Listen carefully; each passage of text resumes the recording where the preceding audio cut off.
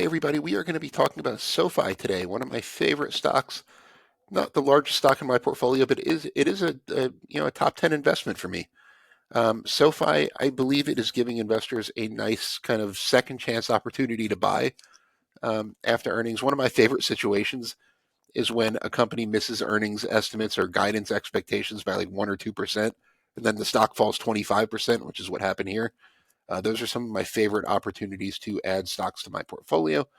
So we're going to talk about that. Before we dive in, please take a minute and check out the link you see on your screen, fool.com/Frankel. Get the top 10 stocks to buy right now from the Motley Fool. It is the best way to support this work I'm doing on YouTube. Again, fool.com/Frankel, and I will put that link in the video's description. So let me share my screen real quick, and then we'll get to talking about SoFi. All right, so SoFi, this isn't an exact date. So SoFi is going to report its first quarter earnings around April 28th, just judging by when it reported in the past. They'll usually announce the exact earning date a few weeks before. The company has a solid history of outperforming expectations at earnings time, especially when it comes to profitability. The biggest reason the stock is down, you can see right there, SoFi is down 25% since the fourth quarter earnings, mainly on weak guidance. The revenue guidance they gave was actually better than expected. It's the earnings guidance they gave, the profitability, that was a little bit weak. And SoFi has a really good history of outperforming on profitability expectations. So for that alone, this could be a good stock to look at before first quarter earnings. But I'm not going to end it there. Let's look into it. Excellent momentum in this business. In 2024, SoFi grew its member base by 34%. It's now over 10 million people in the ecosystem. That is 3 times the amount of members that they had at the end of 2021. SoFi became a bank officially in early 2022.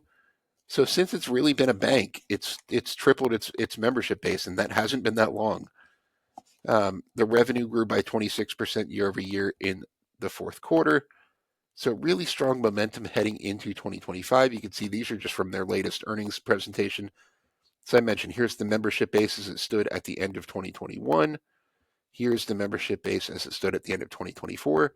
That is really impressive growth in 3 years, and is why this is one of the better performing stocks to come out of the SPAC boom. This is one of the companies that got taken public by a blank check company. We could all do well to forget that era, but this is one of the few gems to come out of that period. New products were up significantly as well by 32% year over year. So a product is when someone opens a checking account, when somebody gets a credit card. So you can see about 14,745,000 products, 10,127,000 members. This implies that the average SoFi member has a little under 1.5 products. So cross-selling products is still a big opportunity, especially as interest rates come down. More of the majority of these are financial services customers, like checking accounts, savings accounts, investment accounts, credit cards, not loan customers. So as rates come down and people are more comfortable borrowing money because it doesn't cost so much, this creates a big opportunity to cross-sell products to this membership base, especially that don't have loans with SoFi yet.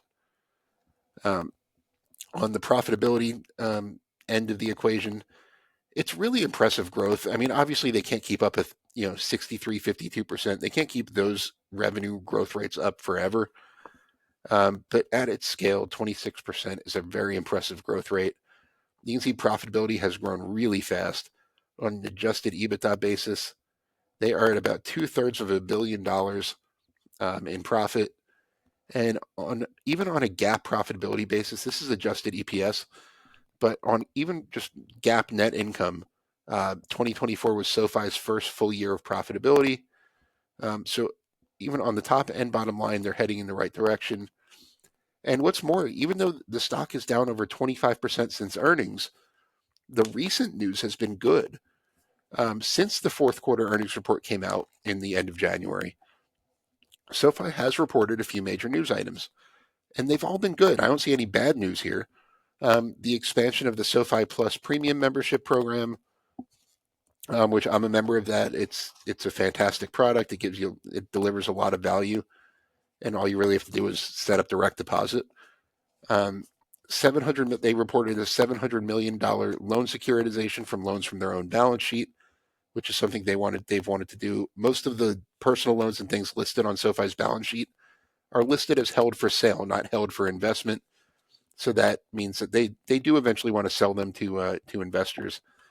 They also secured a $5 billion commitment. This is double the last one from Blue Owl Capital to grow their loan platform business. So if you're not familiar with their loan platform, SoFi is generally known as just being a lender, which they have been for years. They started out as a student loan company. Then they got the personal loans, and now they also offer mortgages. So the general way they've done things through history was to just buy loan or make loans, hold it on their balance sheet, collect interest income, and that was that. But now they're really expanding it into other different types of loan businesses. They're selling loans directly to buyers.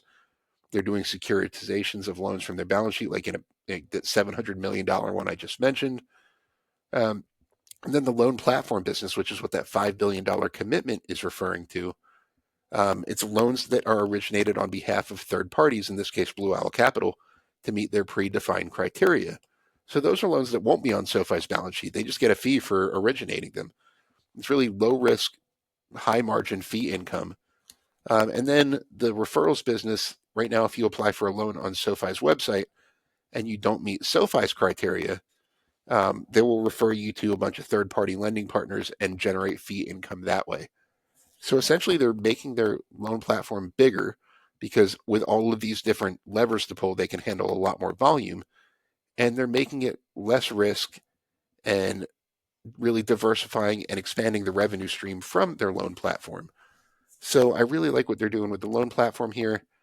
Going into 2025, there were several catalysts.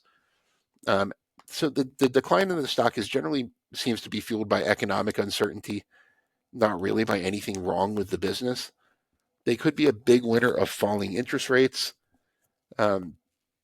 with the new administration really against student loan cancellation and things like that.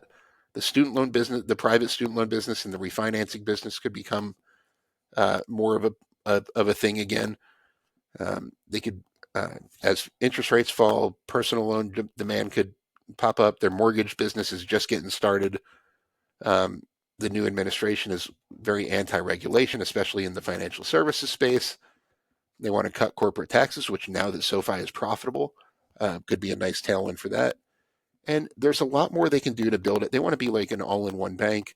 There's a lot of products that they don't offer yet that they could. One thing I would love to see them do is build out their credit card business a little bit more, because they don't offer anything particularly unique right now, but there's a lot of room to do that.